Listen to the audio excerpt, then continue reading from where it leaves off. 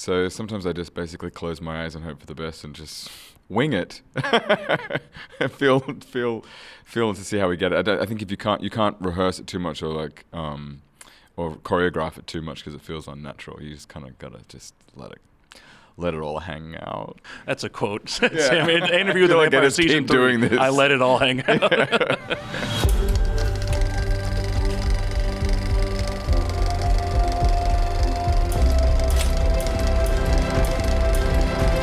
Hello, everybody. Welcome to Den of Geek Studio at San Diego Comic-Con. I'm Alec Bojalad, and I am here with the handsome and resplendent folks behind Interview with the Vampire Season 3.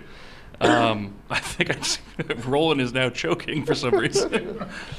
It's too handsome. The show's too handsome. It is too handsome. I'm always saying that every time I'm watching. Rolin, you were kind enough to stop by last year, San Diego Comic-Con, at what felt like 20 minutes after Season 2 had ended and like 100 years before Season 3 would come out. Now that we're getting closer to that date, I was wondering if you could tell me, what have you learned about this season in the year since we last saw you? What has changed? What was a delightful surprise? Oh, yeah, I was cocky and confident that we were going to, that this was going to be easy and awesome, and it's been... it's been the hardest season of TV I have ever written, without a doubt. There's a lot of personal writing that's beginning to dump into the show. There's a lot of people that are on this very risky, weird little journey with me that they're entering with a lot of confidence and a lot of enthusiasm. We're doing something kind of wild, and there's just a nice little army backing us up in the writers' room with it. I wanted to ask a question to the star of Interview with the Vampire Season 3 real quick, Daniel.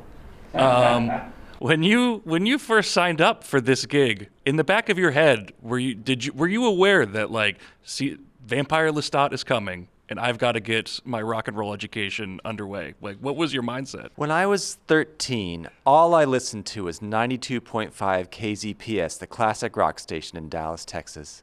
I started my education long, long ago. I have the same birthday as Robert Plant of Led Zeppelin.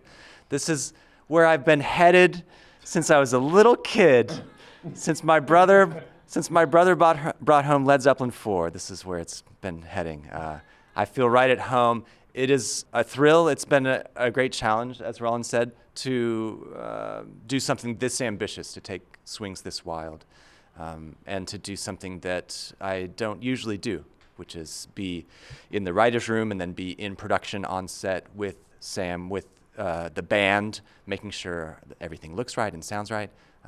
Lots of challenges, but real delights every day. Delights around every corner. Happy to hear that. How many compositions do you think you wrote for this season, and what were some of the inspirations? Well, we've got a whole handful of songs. I don't know, how many songs do we have, Sam? Must be 20 or something. Yeah, something like that. Inspirations run the gamut from Howlin' Wolf to Chapel Rowan, and everything in between. A lot of David Bowie in there, a lot of Nirvana. For me, J. Paul, huge inspiration. Lots of exciting things that we're trying to work into season I didn't know that. 3. That is fucking amazing. Should we talk about that for a little while? Absolutely. I listened to that 2013 leaked album, 100 times when it came out. It's so good. It's revolutionary, and we wanted to put some of that revolutionary spirit into Lestat songs as well. Sam, obviously, want to ask you about the sounds of Season 3, but something that I'm interested in for Lestat this year is the physicality of the character. Just in these teasers, you're really just slinking around like a cat or like a snake. I wonder if you could tell me about embodying the physicality of Lestat this year. You know what's really fun is when we do shoot these concert sequences, we do have quite a lot of people there, as supporting artists playing the background. So, and they get really into it, and they give you back a lot of energy as well. So, rock music, live performances kind of has an inherent kind of sexuality that feels necessary, and just got to go with it. I think Lestat is a hypersexualized character anyway. Kind of slinky, feline predator anyway. So like if he's gonna do this, he's kind of gonna do it. So sometimes I just basically close my eyes and hope for the best and just wing it. feel to see how we get it. I think if you can't rehearse it too much or like or choreograph it too much because it feels unnatural. You just kind of gotta just let it all hang out.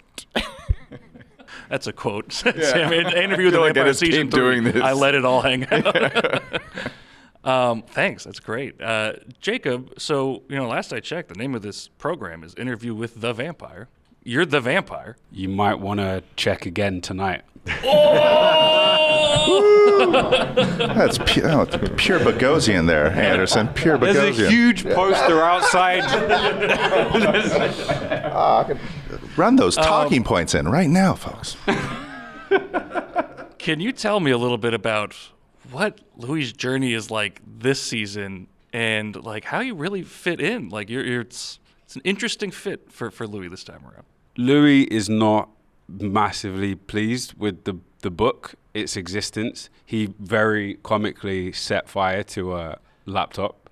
He never learned about the cloud, obviously. Yeah, so he didn't want it published. He has complicated feelings about it, and he's his own companion-ish. He owns the night now, but I would say he owns the night. It's not. He's reached a level of self-acceptance that Louis never had, even in his humanity. It's interesting when you put a character in a place of self-acceptance and peace to then revisit them again, because peace is not a thing that lasts very long in this real world or the world of the show. So I think I managed to say like nothing. In that, yeah. I think Louis is going to go on some very surprising detours this. Yeah. It's hard to dramatize peace. It's hard to make that super exciting television. So I really did pitch it to Rolin a lot. Though. I was like, I think he's just like sitting on a chair. He's gardening. He's like, yeah, the chair season of the Vampire Chronicles. Eric, how's vampirism doing for you? Well, I personally am having a good time because I'm finally getting to bite people, which I've been looking forward to my whole life. But I think Daniel is finding that it's problematic. It's not as easy as, well, I don't know what he thought. First of all, I don't know that he really wanted to become a vampire. He kind of wanted and didn't want at the same time. But at any rate, it comes with problems, and he's got to deal with those problems. But in the meantime, he's still Daniel, and I think each one of us, when we become a vampire, we're a vampire, which is not a human, which is what you say all the time. You say they're not human beings, they're vampires, but they carry the vestige of whoever they were before they died, and Daniel will do likewise. We're not live here, and I promise that this will not go live until after the panel. With that in mind, Rolin and Mark, you guys got some castings, some big castings. I was wondering if you could tell me a bit about what was like. Give me the scoop. All right, everybody behind the camera, do this. All right. Gabriella is a wonderful, extraordinary actor. Worked with a couple times before. Got her again. Jennifer Ely. We cast a lot of theater actors, and there's some really terrific theater actors in Canada. So there's some major roles that are being, like we do in our show. We go to the theater a lot. So I'll give you that one, and then the rest of them everybody's going to, hit their theater links immediately and see what we're bringing. But we have, it's again a nod to our casting directors. It's exquisitely cast again. The comment section on this YouTube video is just going to be clowning me. It's like you gave him Jennifer, wouldn't do anything else. I know, I'm a loser. Sorry. Mark, I guess maybe Rolin again. Like, you guys have got yourselves an Anne Rice universe here, and we have the Talamasca folks walking around outside right now. What's it like producing those simultaneously, and can we expect any crossovers? Or let's see, we have 3 shows right now, from Mayfair Witches to Talamasca, and of course an interview right here. So yes, we do have crossovers.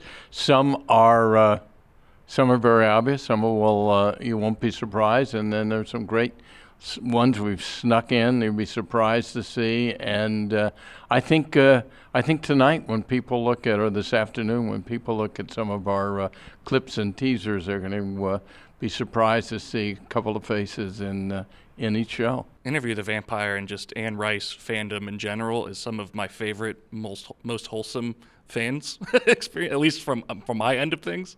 What's it been like being on the ground at Comic-Con, getting to meet some folks, kiss babies, that sort of thing? I kissed a baby yesterday. Is that where you're getting that from? 'Cause it did happen, I think. It's lovely. It's really lovely to meet people who watch the show and kind of like on a consistent basis, which we get to do around Comic-Con specifically. We make the show for them. We're in the middle of shooting right now, so we get to go. It's a great reminder why we're making it and who we're making it for. So we get to go back to work, with all their faces like seared on the inside of our eyelids, and it's lovely. Yeah. It's a great responsibility, and not just to make a good show and to please people, but it really affects so many people I've run into here, especially, and I'm reminded every time I come here, sort of the constitutional value that this show has for a number of people, and none of us takes it lightly. Well, thanks so much for stopping by. The handsome and I can't remember the other adjective for the resplendent. Yeah, handsome and resplendent. Pretty folks princesses. The pretty princesses behind Enter the Vampire Season 3. Thanks so much, everybody. Thank you.